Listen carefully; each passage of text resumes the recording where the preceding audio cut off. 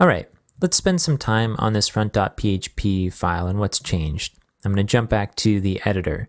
Before I go into some of these other examples here that have been commented out, let's talk about this try catch thing a little bit more. The danger is that if you don't quite understand it, you're probably not going to use it and involve it in your workflow at all, but it's actually really powerful.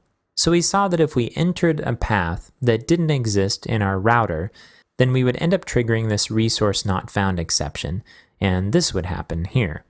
So how would we trigger this other response? An error occurred. If we wanted to trigger this exception here, we would just need to create an exception here that wasn't an instance of resource not found exception. So in order to throw an exception, we use the keyword throw, and then we do new, and then we do exception.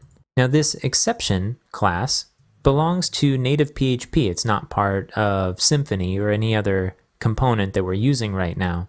It's available to us all the time. And if we save this and we jump back to the browser and refresh, we'll see an error occurred, which, if we jump back to our code, is what's happening right here. Now this resource not found exception is just a class that inherits from exception.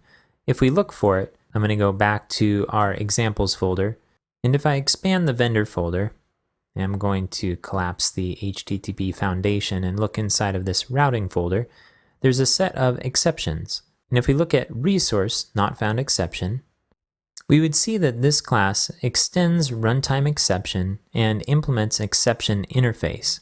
Now we know from our previous object-oriented programming videos that runtime exception must be a class that this inherits from, and implements implies an interface. So we have exception interface here. But if we took a look at runtime exception, and if we looked in a browser at its entry in the PHP manual, we would see that runtime exception extends exception. So everything that throws exceptions that can be caught inside of a try-catch structure uses this exception class in some way. Okay, back to our code. So after we throw an exception, that exception is then passed to the catch that catches it.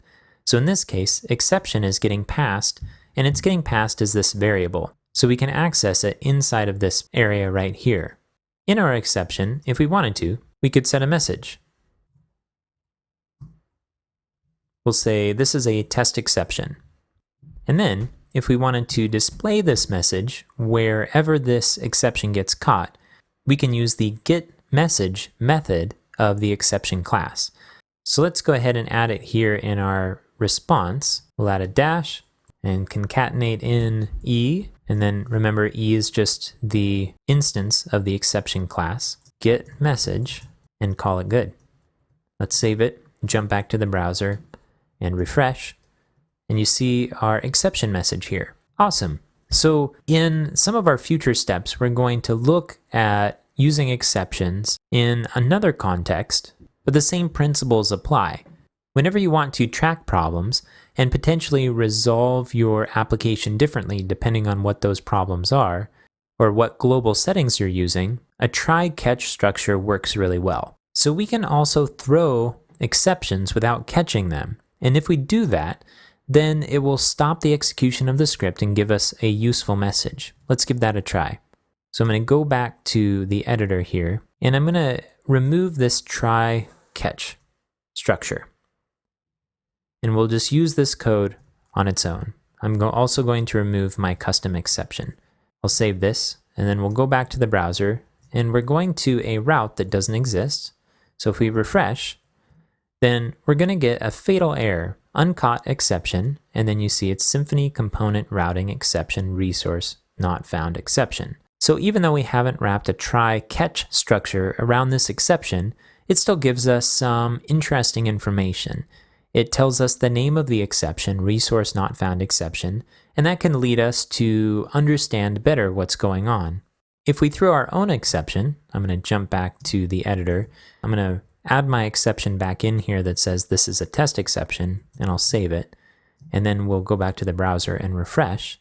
It says fatal error, uncaught exception with message, and then it gives us the message. So if all you're looking for is a simple way to debug problems when there's definitely a problem and you need to fix it, Throwing exceptions can be really valuable. This same basic thing you could do with a die statement.